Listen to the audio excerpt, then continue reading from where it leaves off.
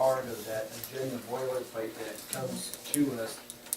You have where we have, it has to be signed off by county council if it's a legal document. Gotcha. And when Fiscal we act- impact. Yeah, huh? Yeah, like you see it a lot in brings the fiscal impact, you know. The fiscal impact of that decision, in most cases, it's only 1 or 2 lines. It's not like a big exhaustive narrative, but if you have a narrative like she has in that agenda item coming up, condense that down to 1 or 2 sentences as to what the bottom line means to not only, in this case, the grantee, but also the grantors.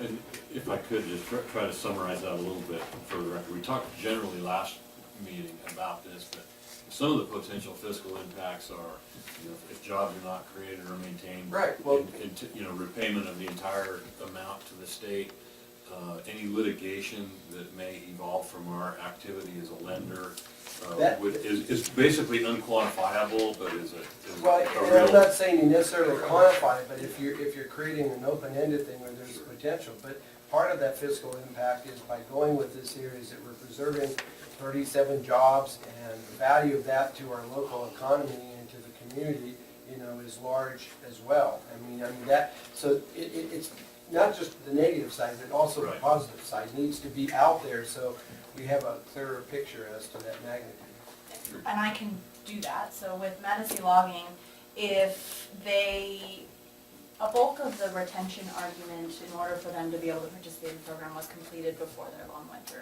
So we've already verified that they're going to have this amount of employees and this amount is over 51% low income. What I have to do is, if funds are approved to be dispersed, once their season starts, I go back out to make sure that those employees are retained, the same employee list that we started with, and that 51% are low income. If they do not if they do not retain a certain amount of those jobs, what I have to then verify is that 51% of those.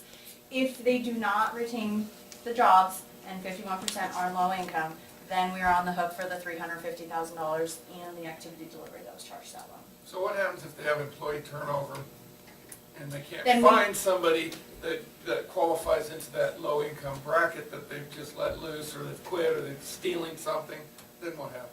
Then, as long as we have a little bit of wiggle room with the 51%. Okay. So right now, they actually have over, So they The don't build the number- railroad tracks and get somebody off the railroad tracks to, no. that's And not qualified typically, to run and skip. a majority of their employees are low income as it stands now, so we do have a higher percentage, so if they didn't create the jobs, then we're able to basically bring it down, so. And it's probably better for the next discussion when we get to what programs you want to pick, but in case of this loan, it does have security and it is securitized, so the risk isn't there, but it doesn't mean in the future that it won't be there, and that's what the CAO is Well, concerned about. and if they so. have people who leave their employ, then under this grant thing, they're under the obligation to backfill and hire somebody, not Correct. just reduce their forces, so they need to go out and find people to continue keeping the job Their there. portfolio up. Yes. Aaron, you had a question? Yeah, I had a couple more questions as we read through all this volume of stuff. One, it really concerns me about the logging outfit, and that is there's a section in here about hazardous substances. You can't have them. I mean, they Well, have to and have diesel, they have to have oil. The attorney actually revised it to say, we just didn't include Medici logging specific financial agreement because it does have employee information, but he did revise the statement to say that are not used in normal logging practices. So that statement has been revised to allow for Medici logging to continue. And my other question is like on page 55, if they decide to use their equipment for collateral, it says number 7, the borrower will keep the collateral at their address shown. I mean, they're out in the woods 6 months of the year. Correct, that was also revised That was to also allow for them to. Basically, because the collateral, these are sample, these are just kind of base overview. We send off the specific for each business loan agreement to the attorney, So let these them are- know what's happening. These are not the actual documents. No, and the reason being is because they include confidential information, especially regarding the employees. So we just wanted you to be able to see kind of the base of what we were providing.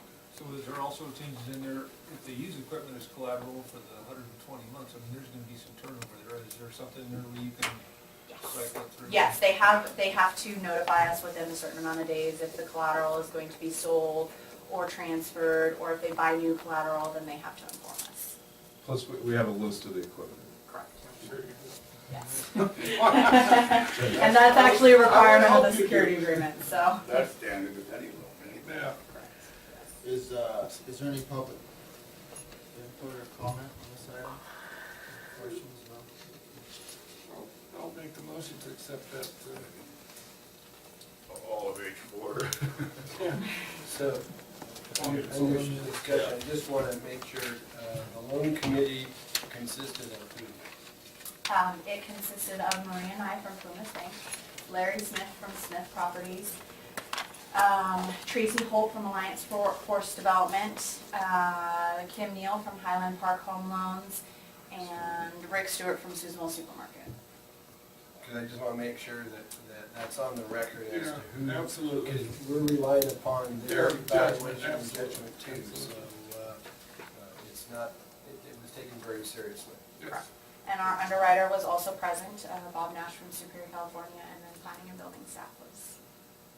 Good. And the businesses both were able to present their information to the loan committee, so the loan committee had an opportunity to ask them questions and clarify anything that they felt was necessary. Good. How long will it take for this money to get? Yeah, to that was people? my next question. Signing is going to be hopefully scheduled by the end of this week, and then we will have, depending on which loan it is, with Roseberry House, that will be in progress payments to the contractor, so we will have to go out, they will need to pay the contractor, so that's gonna be a little bit of a longer process, but Medici is a, basically we're paying off trade accounts, so the checks will be going out immediately after they sign. Good. Did a good job. Yeah, Which we did. ultimately allows for us to apply to the, fund, which is item number 8 for stuff. Okay, so, let's, it's been moved and seconded, all those in favor say aye. Aye. Aye. Okay, thank you. We'll move on to H5.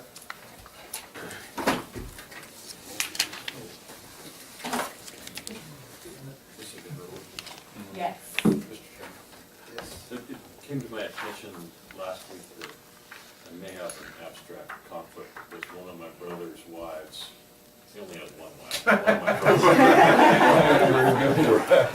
What? Which brother? May have done some work for this Melton firm, No. and so I'm gonna step outside. I haven't been involved. How does that deal with your economic, I mean, it has to be, how do you economically benefit from your brother's wife? Well, I have some financial relationships with that brother. Oh. That's what you needed to say. Okay. Right, you? And all the other three. What about all the wives? Brother's wife. All right. I was not aware of that, so. Today- Brother had wives? Today, in front of you is the acceptance of proposal for the Parks and Recreation Master Plan for the community of Furlong. The funds to pay for this plan are provided by our 2011-2012 State of California Department of Housing and Community Development Block Grant, Planning and Technical Assistance, Community Development Allocation. Phew. Today, we are recommending that the board approve the evaluation committee's recommended proposal from Mountain Design Group in the amount not to exceed $37,910. In January, our RFP was released to 24 consultants. It was actually quite a popular plan. We received 4 back on February 20th, and the evaluation committee reviewed all 4 proposals and are recommending that the board approve Mountain Designs as they were the ones who scored the highest. The evaluation committee's summary of their scoring criteria is included, and Mountain Design Group's actual proposal to the RFP is included also. Thank you. And the RFP. Any questions by board members? Aaron? I have one right on the first page on the summary. You say on March 27th, 2012, and then adopted the resolution by the board to go for the grant, and then here we are 2 years later almost, getting results back on RFP. Is that the normal time frame on that, or is that one top date in this quote? Or? Well, March 27, 2012 is when we actually approved the application. So there is a rating and ranking process with the state of California, which is typically about 3 to 4 months. And then it took them about a year to actually get our standard agreement and contract in place.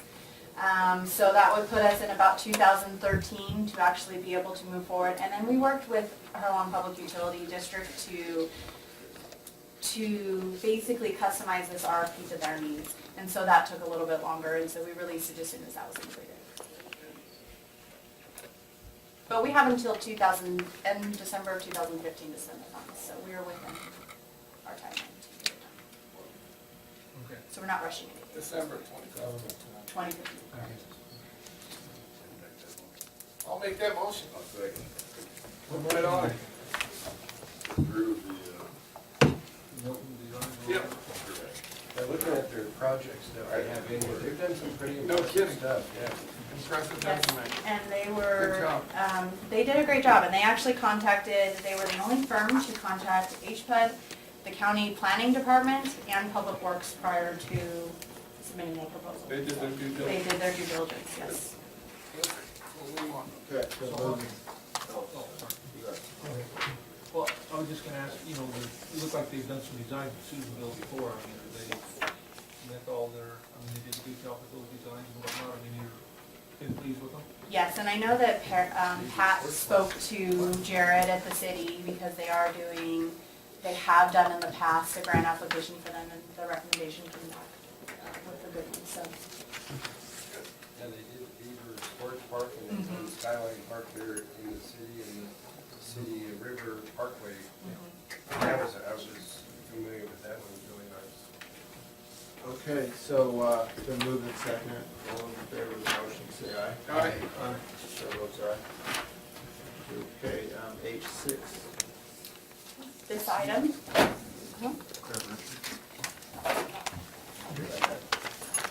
this item is the 2014-2015 State of California Department of Housing and Community Development Notice of Funding Availability, Community Development, Economic Development Allocations. This item is a continuation from last week, so it's to approve the public improvement activity, consider selecting up to 2 additional activities not to exceed $2 million to be included in the 14-15 grant application. So which was requested by the Board of Supervisors, I did provide 2 different options. Each of those options discuss the administrative reimbursement amounts on each activity, the estimated timelines for funding and project completions, and then any risks associated with the chosen activities. If the board does choose to approve one of the options today, the public hearing to adopt the grant application before it's submitted to the state of California will be held on April 8th. So option 1 is a total application of about $1.7 million. It includes the public improvement activity, which I would like to note that we did receive all of the 150 surveys needed, and they met our 51% requirement for low-income individuals. So they are Good able job. to be included in the grant application. Thank you to Which my is very staff exciting. too as well. They got They surveys. beat Good job. feet. They were out there as well as the help from the CSD. They all came together and got it done. That was really It amazing. was. Catherine was on the radio. I She know. was, and the CSD staff was out there with county staff and basically just hit the ground. Anybody And get they, dog bit? huh? Anybody get dog bitten out there? No, nobody got that. So it was a great effort that we were able to Know accomplish. when you go knocking on. So the public improvement activity is included. As you can see, we are requesting an application of about $600,000. The general administration and the activity delivery are staff reimbursement costs, and then the public improvement activity, which would go directly to the CSD themselves. Jenna, describe to me activity delivery. Activity delivery, actually I'll go backwards. So general administration is the overall amount that the county receives to basically administer the grant. We are not on the line to ever pay that back if we spend the funds. That's basically our money for getting the grant. Right. The activity delivery is staff time or any cost associated with administering the activity itself. So if the activity is not completed, the activity delivery is part of that pot and goes back to the state. Does that clarify? $60,000 for that activity delivery, huh?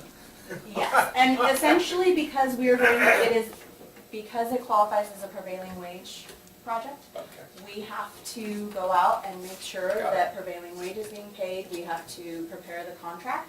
We have to go out to bid for the contractor. So there is a lot of staff time associated Okay. with basically administering a project like this. We don't just give the money to the CSD and say, here you go ahead. There's lots Oh, of no, no, I overlay quite requirements that we understand have that to comply there with. better be some oversight. Yes, and so that's what we're getting paid to do.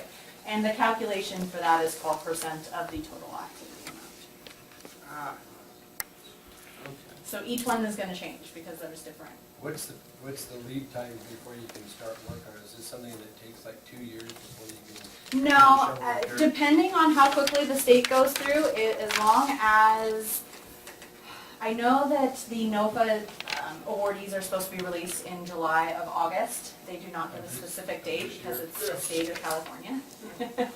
So after that, I would expect contracts to be out within the next 3 months after that. And that typically puts you about the beginning of the year. We can prepare the bid and go out to bid, and then hopefully they would be able to start within the summer. So we try to get it done as soon Spring as of possible. next year, Mhm. this time of next Yeah, year. spring, Because I summer. think, because one of the things that I don't think the state people really appreciate is the climate The climate, yes. issues that we have up in the mountains. And and that's what we ran into with all those park pond funds and projects, is that we have a narrow construction season, and by the time they bring you through the paperwork process, then they tell you got like, 3 months to get it done, and it's like October, November, December, so you're out there with frozen ground and snow flying. I would guesstimate the grant expiration on this one, if we're awarded, would be about 3 years after December. So it sounds like from what Catherine has to say is that they're really, Yes, they're they need ready. it They need immediately. it, yeah. If we had the money Rather than today, later. they would need it today, but Yeah. unfortunately, there is a process that we have to go through. The next item is the housing rehabilitation program for the community of Westwood. The maximum amount on that is $600,000. It reviews the general administration and activity delivery, and then how much would actually be available for loans. The activity delivery on this one is 19%. It is a little bit higher. We do this staff underwriting. We work with the title companies, we work with the appraisals. We actually go out and make sure the house needs what it needs. We don't just give the money to the applicants themselves and say, here you go ahead and fix up your house. We do monitor the entire process. Danger pay too for going out there and file those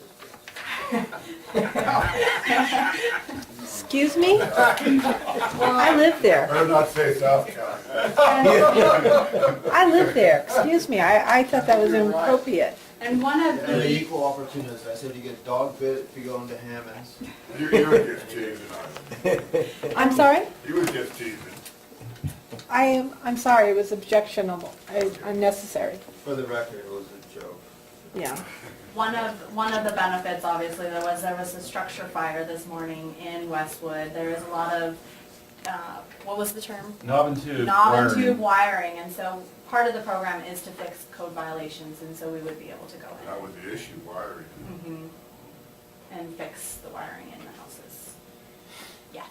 So on this, with this $600,000, you can fix 1 to 4 homes, is that what you're? No, it's a designation to state that it's for single-family housing only. If we wanted to do any type of multifamily housing, we would need to apply to the multi-housing housing rehabilitation. Yeah, it's not So bad. the 1 to 4 is just the program designation, so we would be able to do, our guidelines allow for us single-family residence, mobile homes, and duplexes at the max. And what, just out of curiosity, what do you anticipate, how many homes do you think you could do with this amount of money? Well, that's a dubious question based on their failure in South County. Yeah. But Um, typically with our $1 million grants in the past that we had done about 7 to 10, depending on the dollar amounts that were requested.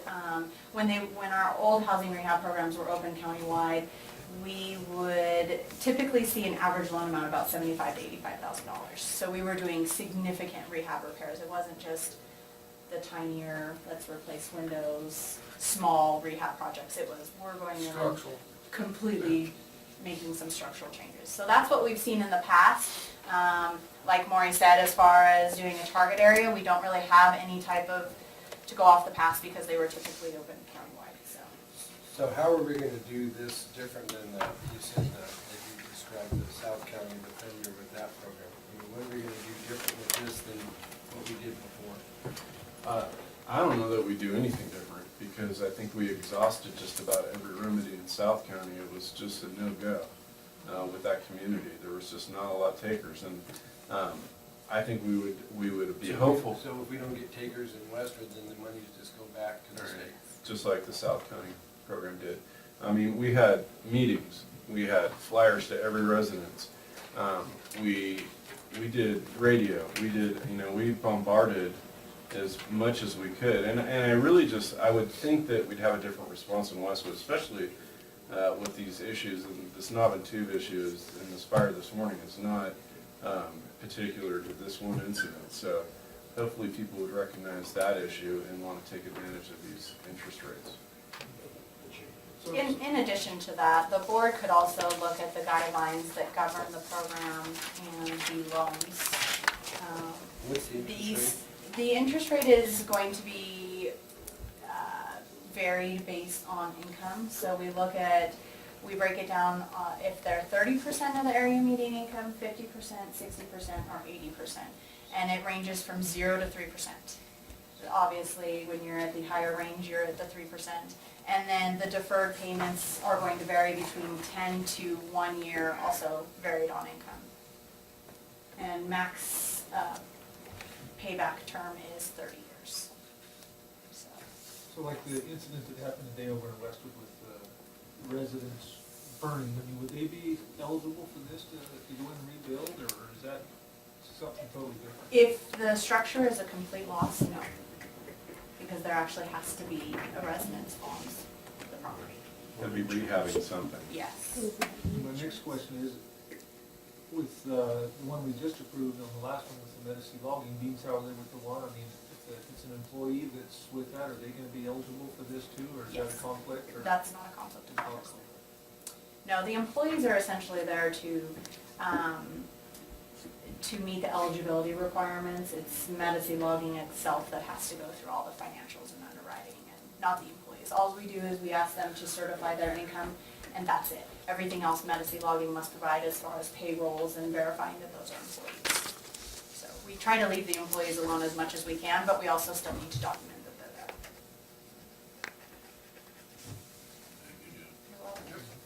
So then the final portion of that, option one, will be the combo business assistance and microenterprise program, which are basically going to be a continuation of the programs that we have been doing.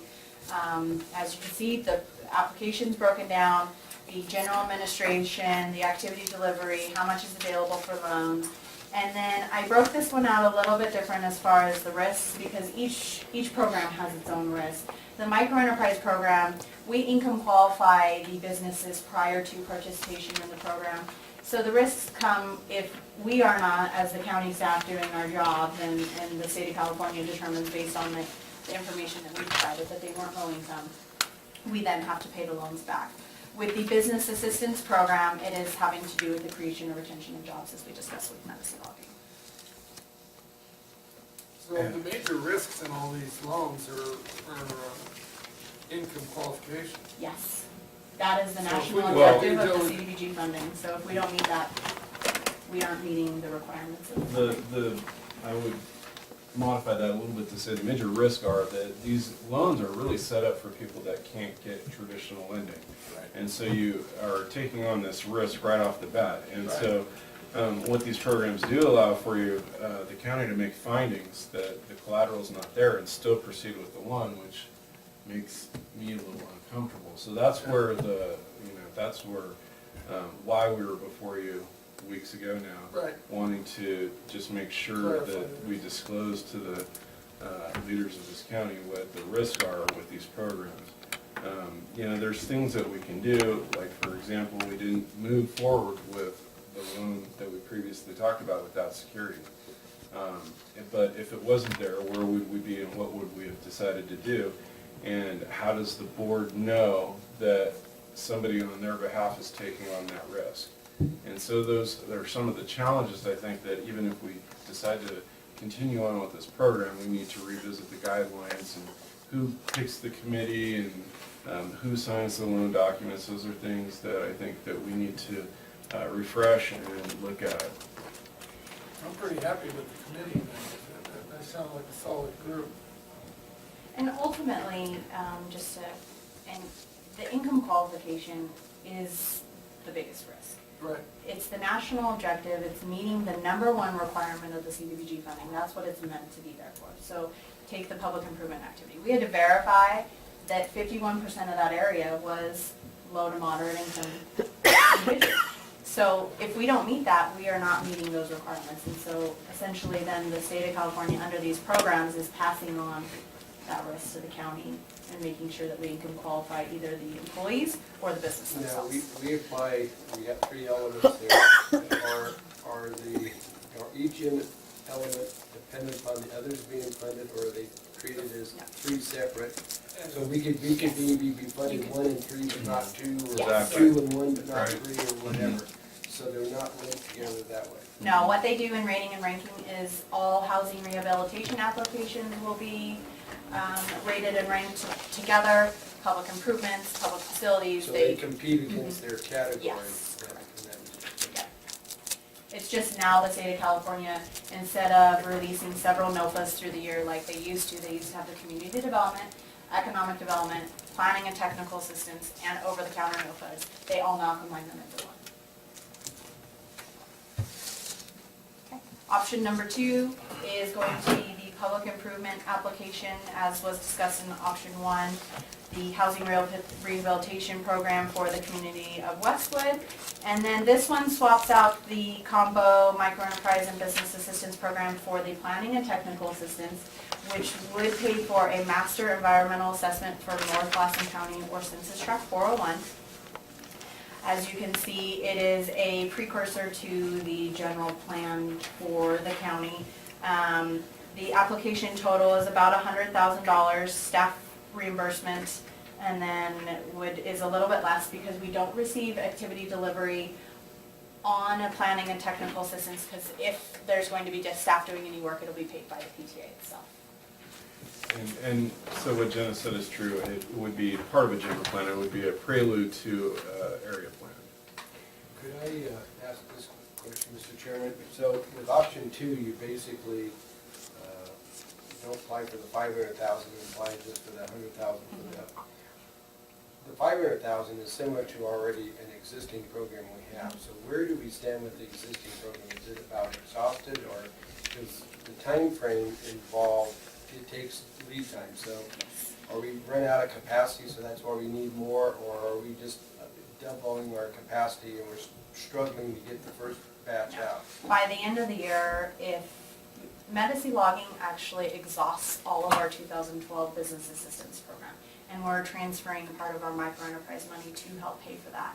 We will only have about $50,000 for microenterprise loans left over from our 12 grant. If the other 2 loans that are in progress at the state of California level, they get approved, it will exhaust all of our 2011 funds. So by the end of the year, as long as all loans are approved, we will be done with our business assistance. Well, I guess then the question is, have we exhausted the market there, or is there a great need? Because I don't want to see us, I mean, the reason why I asked that is like we saw with the South County housing, and now we're going to go Westwood Right. housing, is, you know, we make the effort, and either the people aren't trusting, or they're not, they don't, the need, maybe they don't, you know, they'll take a grant but not a loan. I mean, there's a lot of reasons there. So, you know, if that's the case, I mean, do we have a clamoring for these micro-enterprise loans? I mean, they're tough to get. I know at least 2 businesses started the process when they realized all that was involved in the time frame involved. They just backed off and said, you know, this is not going to work for us, and so they pursued other, I guess, financing. If that being the case, you know, maybe going and doing this North County project, you know, getting that option 2 started might be a better emphasis. I don't know. Well, Okay, so the, I mean, what's the downside if we apply for this 500,000 and don't get any takers? then it goes back to Goes back to all them. activity and activity But we development. tie up the grant application for the north. But what I'm saying is the only difference is the 100,000 isn't on here, but you can apply for up to 2 million, correct? But only 3 activities total. Three. Oh, So that's why each option has 3 activities. Well, the downside is the obvious. If we don't get any takers, we're not gonna get any income back into the department. So that's the downside. A static problem. But, you know, Jenna's also in front of you with 2 successes and 2 potential more. So, I mean, and to guess whether Westwood would be successful or these other business enterprises, it's hard to say. It's a crystal ball. The That Levitt Lake one is a slam dunk. That's a slam dunk. Yeah, and that's That's a great thing. a great thing. Okay, so to summarize then,